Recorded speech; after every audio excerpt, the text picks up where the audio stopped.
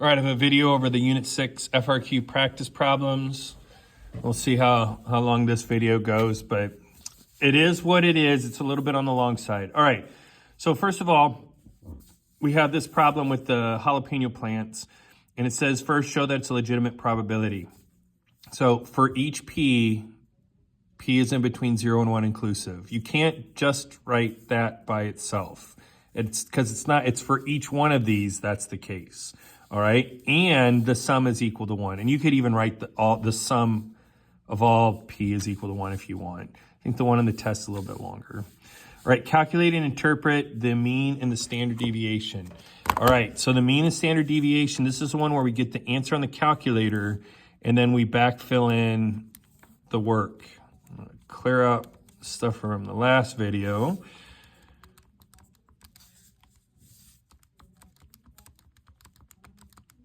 All right, so there's the, oh, sorry, I bumped the camera holder.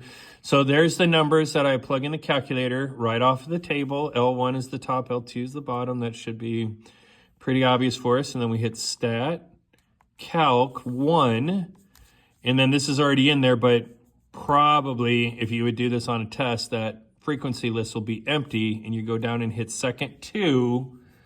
To get L2 as the frequency list, and then you hit enter, and then there's the mean, 2.5, and there's the standard deviation, 1.43.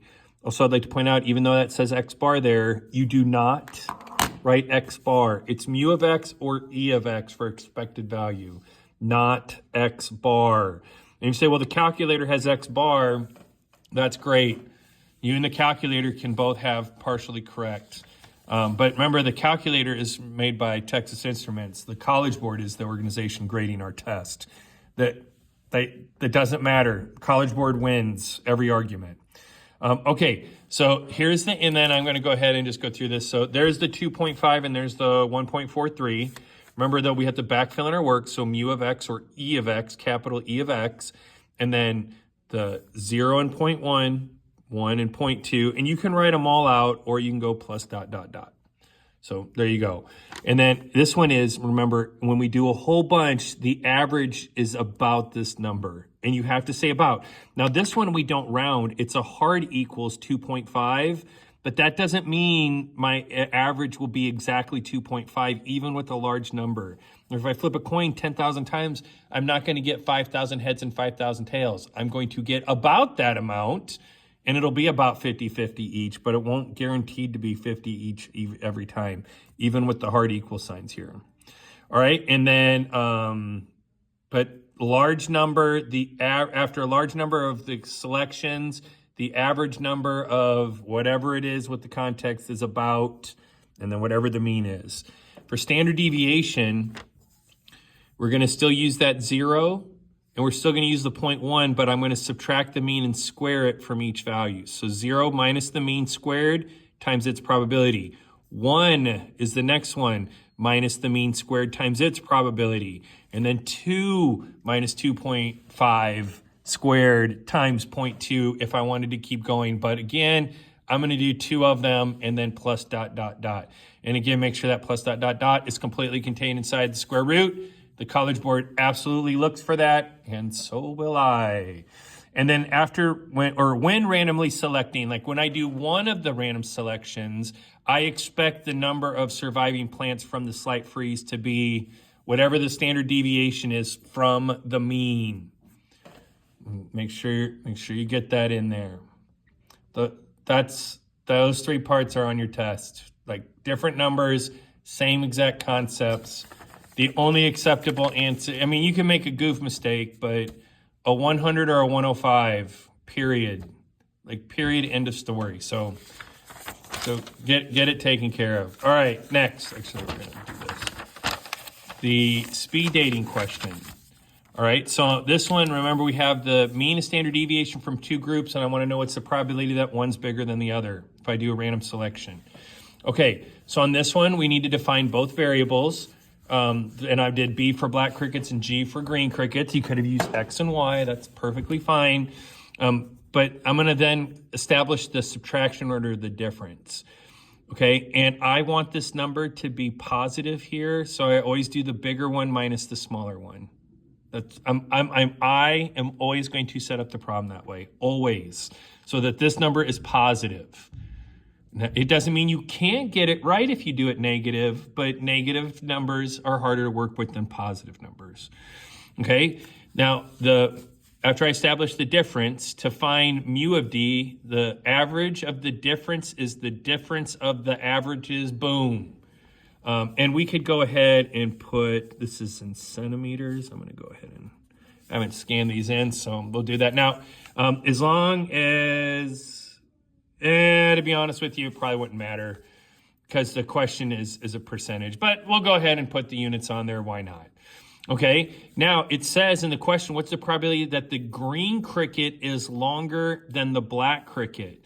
So the green cricket is, so since I want the green to be bigger than the black, which means I'm gonna come back over here and make reference to this, that means that the difference will be negative. So that's why I'm gonna do difference is less than 0 here. If I said what's probably that the black was bigger, then I would have had greater than. D is greater than or equal to 0. Okay, and you just gotta, again, you gotta be careful of that. Also, the answer's less than 50%, and we should have known that it was less than 50% because on average, the black crickets are bigger than a green one. So more times than not, the black cricket will be bigger than the green crickets when I pick them out.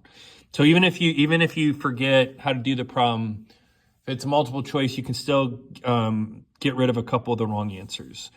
They always do that. They always use the hundreds partners in case you switch these two around, and then they would probably do, I don't know, to make this one a little harder, they always do common mistakes as the wrong answers. And then answer the question in a sentence. So there you go. So that's a new mu, new sigma problem because we got to get that new mu and sigma, and that ain't easy. The new mu is, the new sigma is rough. And then this is a problem, and then we got to be careful when we do this correctly based on what's going on here. So, nasty problem. I make an FRQ question out of it. The College Board always makes a multiple choice, always has a multiple choice question, and it's one of the most missed questions, and we do very well on it. So here we go. Here's another one. So this one, we're talking about Brahms versus Sonic employees, and they give us the breakdown for each of the employees. On average, the Brahms employee makes a little bit more than the Sonic one does, so I did Brahms minus Sonic. And then mu of D, that's easy. Sigma D, that's not so easy, but, you know, after we do these, it gets easier. But again, I don't just, again, I guess I didn't mention this last one. Remember that we always add here. I know we subtract, but we always add the variances. We never subtract the variances when we're combining. It's just something that you got to get used to, but there you go. And then we get the new mu and new sigma. And again, they wanted what's that the Sonic makes more than the Brahms. The Sonic on average makes less than the Brahms does. So it should be less than 50%. And type them in, and there it is. So those two questions are pretty much exactly the same, just multiple practices. There will absolutely be a speed dating question on the test. All right, the next one, going down to Bikini Bottom. Mr. Krabs at the Krusty Krab, what's the probability that a Krabby Patty is ordered with cheese is 74%. What are the chances that exactly 6? So exactly 6 is PDF. That doesn't happen as often because that's easier, but what the heck? We got to have at least some of those in there, right? Okay, now, I also want to make sure it says exactly 6 of 8. So 6 what? 6 Krabby Patties that are ordered with cheese. So this one, when we define X, we got to be careful. X is the number of Krabby Patties of the next 8 that are ordered with cheese.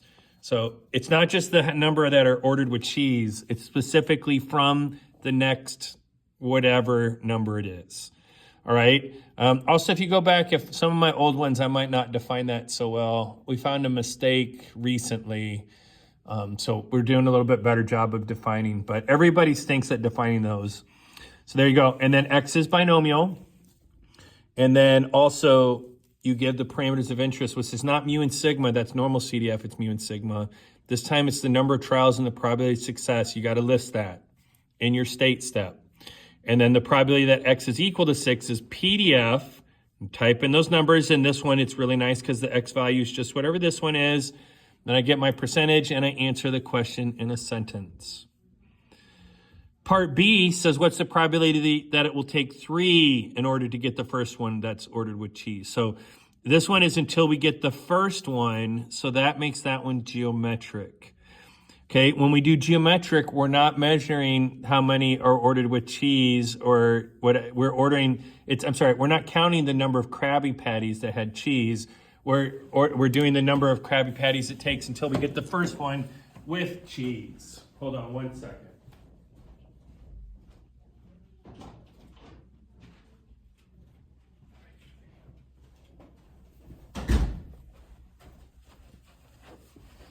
Okay. So so Y is the number of Krabby Patties that are ordered until we get the first one that comes with cheese. So we can be real careful about defining variables. We'll be taking a lot of points off for the variable definitions for geometric and binomial. Anyway, all right, so then probability that X is equal to 3, geomet PDF, and there is no trials, okay? Also, if you pick the wrong one between binomial and geometric, they don't have the exact same inputs. 2 of them are the same, the X value and P, the probability of success, but the trials, we don't have the number of trials, and so there's nothing to plug in there. So you plug those in. You know what? I'm going to go ahead and go through those real quick. So go back up to 4A. So you go second vars and then up. And there's your binom PDF, binom CDF.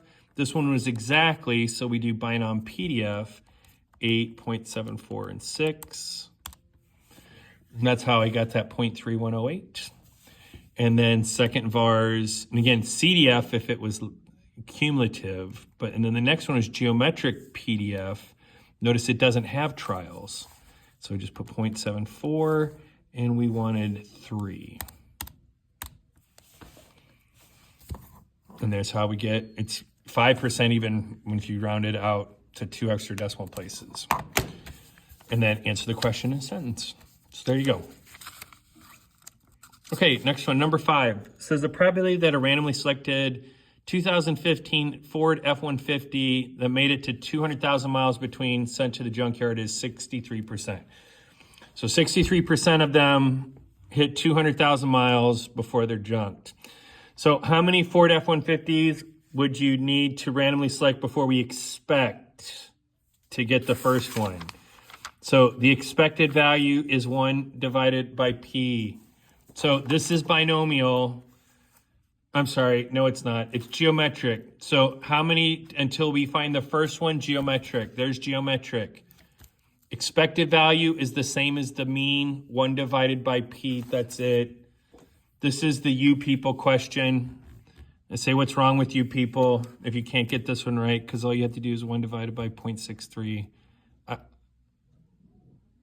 don't know. I don't know. I don't know. But then it's a little weird. This one, I should have made this one geometric write-up, but then it switches to a binomial write-up. But that's not why people miss it. But that's just not super great. But that's why I wrote expected value instead of E of X, because I don't want the different X. But sorry about that. However, that's on your test. And maybe you'll be the first group not to have everybody miss that one. All right. What's the probability that at least 8 of the next 11? So now, because it said of the next 11, that makes it binomial. That's binomial. Okay. Now, if it said, what's the chance that I have to wait until the 8th one until I get my first, then it would be geometric. So anyway, so I define X. It's the number that will make it to 200,000 before being sent to the junkyard of the next 11. Ooh, sorry about that. I missed that part of the, see, everybody stinks at that. And then X is binomial with the number of trials and the probability of success. The probability, it says at least 8, so that's 8 or bigger. Okay, because we're playing the greater than game, it's the 1 minus binomial CDF. Remember, CDF only tells us the number we plug in for x, and then that and everything less. Okay, so I got 6, 7, 8, 9. I want greater than or equal to 8. I want 8 and bigger. So what I'm doing here, because it's 1 minus, is this is what I don't want. I don't want 7 and less. So that's why we do 1 minus CDF 7. And that gets tricky. But again, we just got to get used to it. The good news is that the game of this binomial CDF and 1 minus between geometric and binomial are the same. Well, these are both binomial, I guess. All right, and then plug it in. I already went over that. You can plug that in. You know what? I lied. I'm going to plug it in. So on this one, I'm going to type it in straight as 1 minus and then second vars. If you do that, then it goes straight to the answer. So 11.63 and 7. Okay, now if I had done that without the 1 minus before it, notice those two numbers are hundreds partners. So I want to know what's the probability that it's 8 or bigger. That's 1 minus the probability that it's 7 or smaller. You got to keep it straight. So if you do the 1 minus as you type it in, you get the answer. If you type in the binomial CDF without the 1 minus, then you have to take 1 minus, and then here's to get the previous answer, it's second, and then the white negative. I don't know why nobody knows how to do that one either, but 1 minus the previous answer, and then that takes us back to the 37%, and then answer in a sentence again, of course. Okay, the next one. The probability that a lotto scratcher or a scratch-off ticket is a winner is 21%. You buy your grandma 25 tickets for her birthday. Why are these 25 tickets considered independent even though it's done without replacement? Because technically it's not. And just like we did with the Danica Patrick cards in post-cereal boxes, okay, same thing here, is that 25 tickets is less than 10% of the population of all the scratchers. Now, part of you is like, well, wait a minute, it doesn't say that's the truth. So how do we know it is? Well, lottery tickets are done at a state level, and no state is producing only 250 scratch tickets. They're going to be literally millions of them.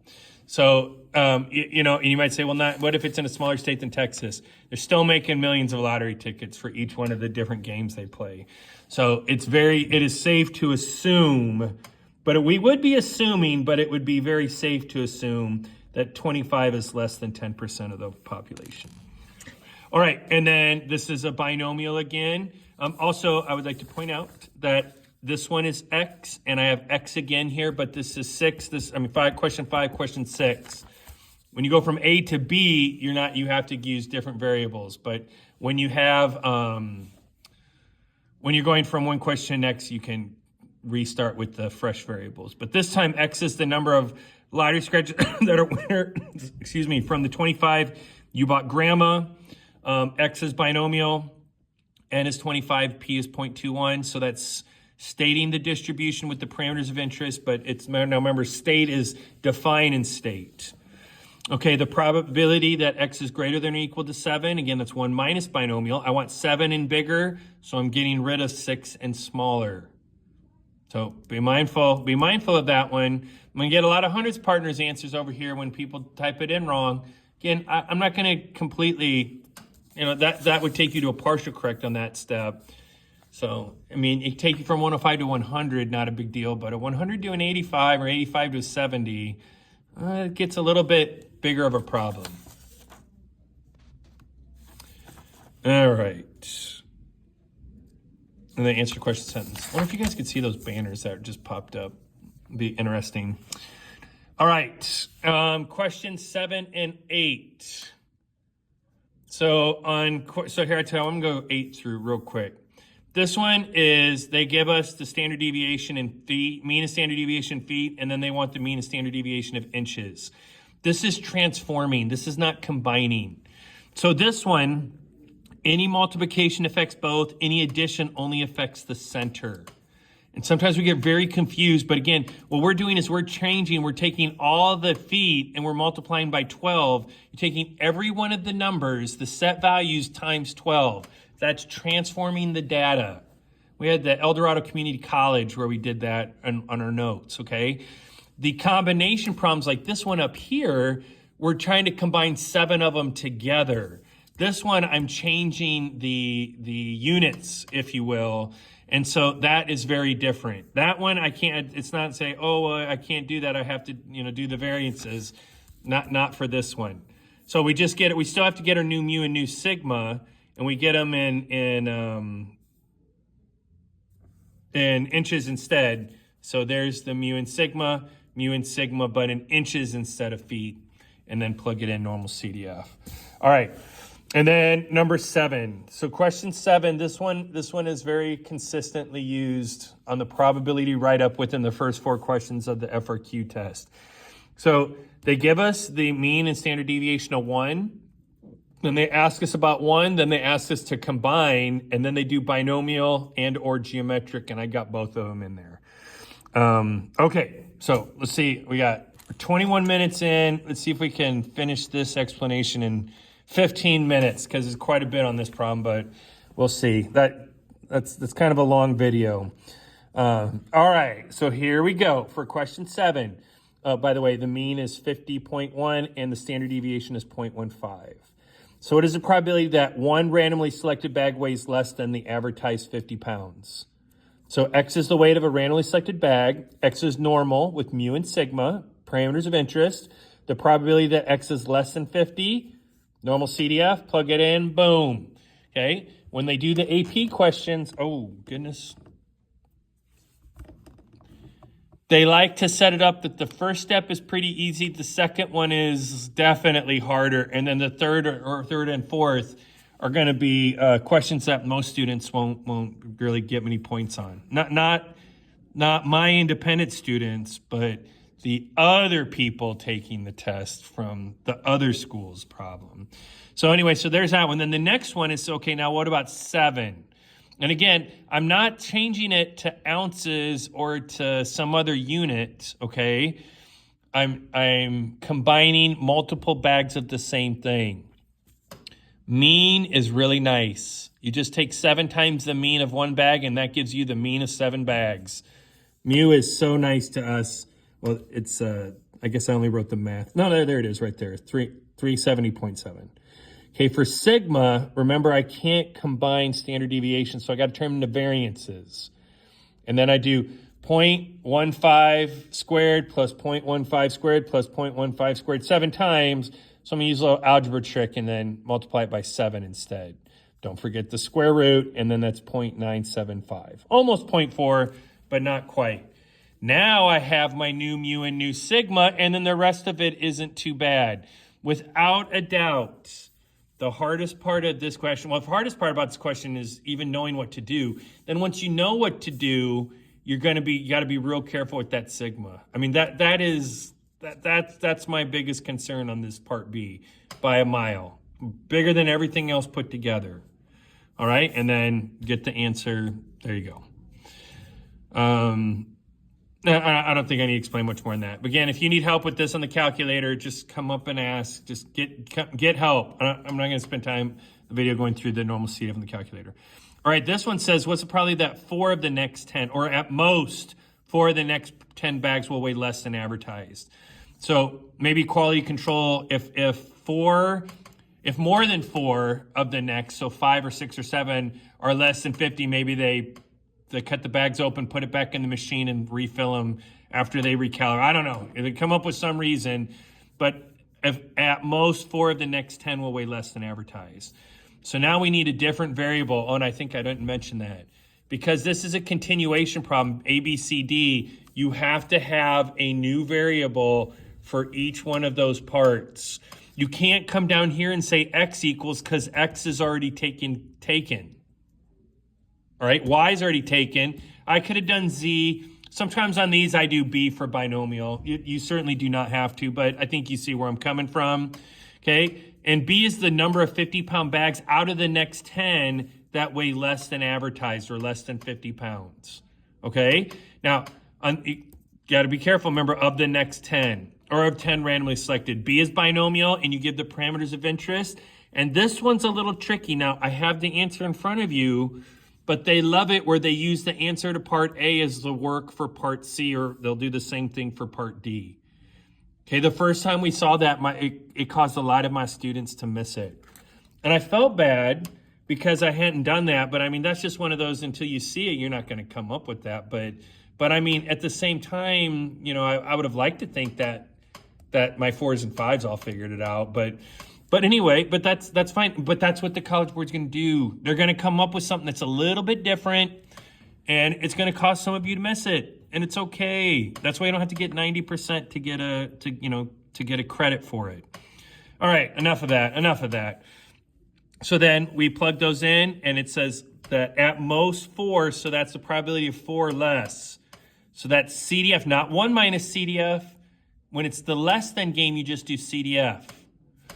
If it's more than, then you do the 1 minus the CDF. But this one was just, since it was less than 4, I want 4 and all the numbers less than, so I put 4 right there. And then answer the question in a sentence. What is the probability that it will take less than 6 bags? Takes less than 6 before we get the first one that weighs less than advertised. Okay, before we get a bag. Now this one I remember I did not put first specifically in there, but until we get a bag, that's the same thing. Just, you know, again, it's just using the English language to make it a little bit harder. And since it's until we get our first success, that's geometric. And remember, geometric measures the number of trials until a success, not the weight of the bags. The number of 50-pound bags we will check until the first one that weighs less than 50 pounds. G is geometric. The only parameter of interest for geometric is just P, the probability of success.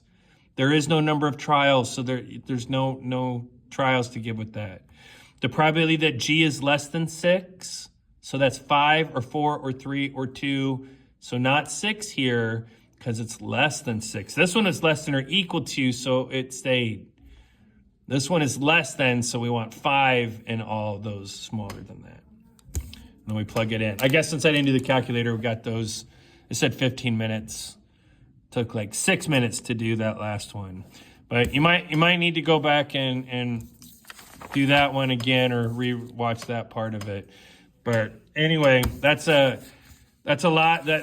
These are pretty good indication of what you're going to see on your FRQ test. It's not everything, but it's pretty doggone close. If you know how to do everything on this packet and you understand how it works, you are getting an A on your FRQ tests.